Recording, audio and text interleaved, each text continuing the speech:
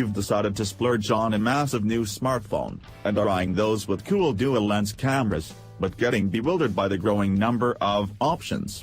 While Huawei, Apple, and even Honor phones will already be on your list, what about an imported phone like the Xiaomi Mi5S Plus? It's a strong performer on paper, and comes with that dual-lens camera, but the price puts it in the same category as awesome phones from OnePlus and ZTE. This means it's far less of an impulse, what the hell buy than you may expect, and more of one that needs some consideration. Can the dual-lens camera swing the deal? We've been trying out the Mi5S Plus to see if you should be happy spending such a sizable amount of money on an import device, or if it's better to stay closer to home.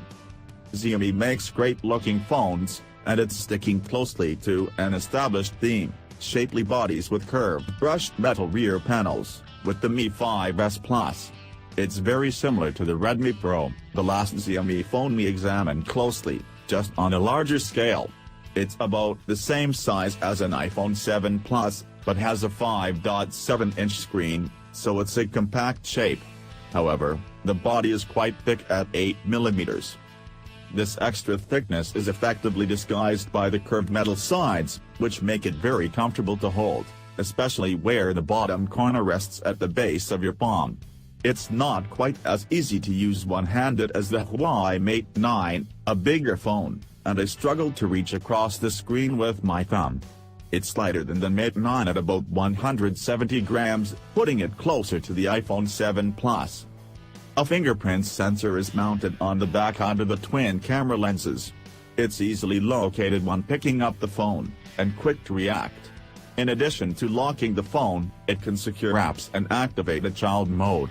What it doesn't do is make the Mi5S Plus compatible with Android Pay. Try to set the mobile wallet feature up, and you will get a warning that because the phone runs a custom version of Android, it won't work. How about the build quality? It's not quite up there with hardware we're used to paying nearly $400 or more for. The rear panel has a slight flex to it when pushed, something that probably isn't a bad thing, but just feels off. I prefer my smartphones to feel solid, something the Mi5S Plus does everywhere else, which makes this aspect stand out more. Additionally, our review model arrived with a very slight imperfection where the metal rear panel meets the antenna band at the top of the phone. The super shiny surface means it catches the light, and is very noticeable. This makes the Mi5S Plus a mixed bag. We like the cool, minimalist design, its simplicity, its in-hand comfort and lightness, but aren't sold on the build quality of a phone that costs this much money. It's not a deal breaker, because the things we notice don't affect its operation in any way, but they're flaws we'd rather not see at all in a phone we otherwise rather like. Here's the big selling point: at least, it should be given the increased attention on dual-lens cameras over the past year. Because there are two 13-megapixel camera lenses on the Mi5S Plus, you may expect it to shoot those cool bokeh pictures with the blurred background. You're wrong, it doesn't do that. Well, not like the Huawei Mate 9, Redmi Pro, or iPhone 7 Plus, at least. Instead, the two lenses work together to take higher quality pictures, mixing together results from the two lenses. It's a bit of a disappointment. Not that it's a bad camera, it's just the higher quality shots aren't all that much better than the normal ones, just different.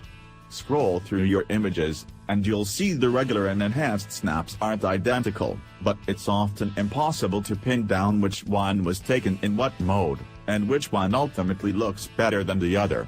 With the bokeh mode, you instantly see the benefits of the dual lenses. It's not like Xiaomi doesn't make cameras with artificial bokeh modes. The Redmi Pro has one, and it's perfectly fine. Through experimentation, we found that used inside, stereo mode revealed clearer blacks but less detail in shadowy areas. Without stereo mode, the opposite was true. It'll be down to you which looks better.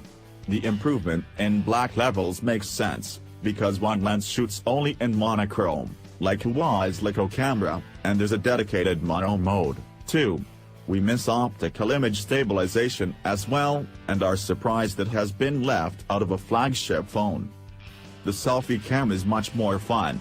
It has 4 megapixels, which is rather low those days, but the f/2.0 aperture lets in plenty of light, which makes up for any shortfall in raw pixel count. There is a massive range of live filters to play around with, including a mosaic mode to pixelate out your friends' faces, or amusingly pretend they're doing something rude, and a decent beauty mode with adjustments for skin tone and slimness. It's not complicated, is fun to use, and who doesn't like to snap a good selfie every now and then? Again, it's all a mixed bag. We like the selfie cam, think the rear cam takes solid enough pictures, but are left feeling there should be something more. Xiaomi phones run Google Android, but with a heavily customized user interface over the top called MIUI. Because it originates in China, where Google software is barred, Google Play doesn't come standard. Depending on where you purchase a Xiaomi phone, it may come with Google Play and related apps pre-installed. Our version, through importer GearBest, has Google Play ready for us to use. MIUI is a step beyond most third-party Android user interfaces, covering many of the familiar aspects of the operating system, with altered views, different apps, or new ways of doing things. Rather than being a hateful mishmash of half-baked ideas, MIUI is a solid, attractive, and endlessly customizable piece of software.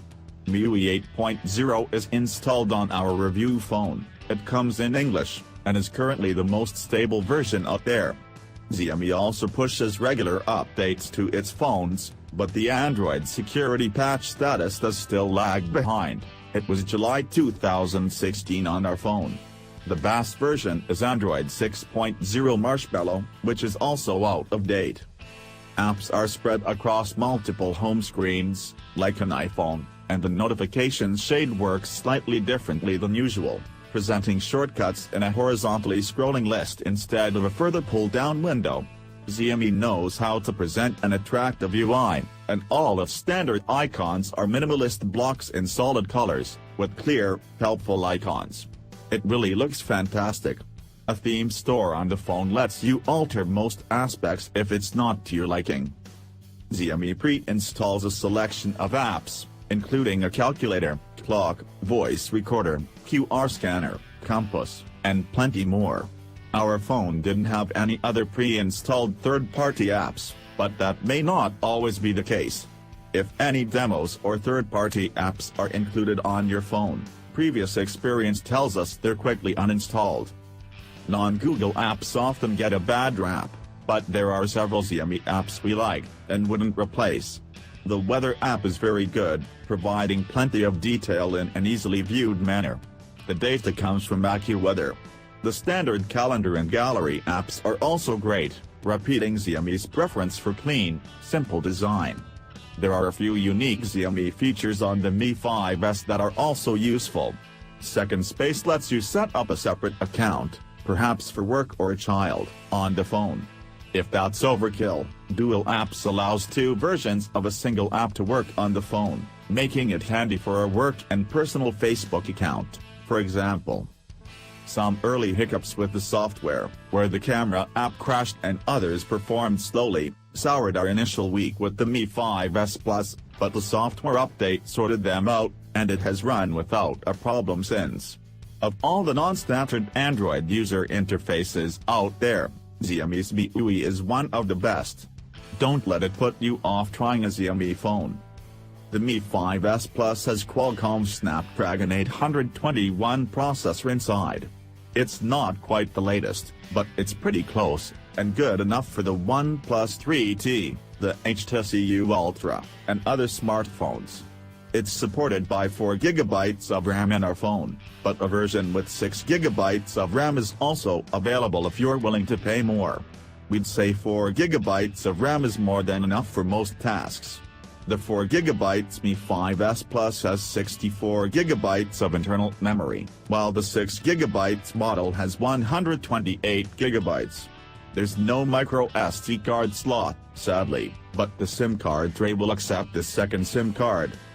We've been impressed with the Mi 5S Plus 3,200 mAh battery, which has happily lasted for 2 days of normal use, and features a USB Type-C connector and Quick Charge 3.0.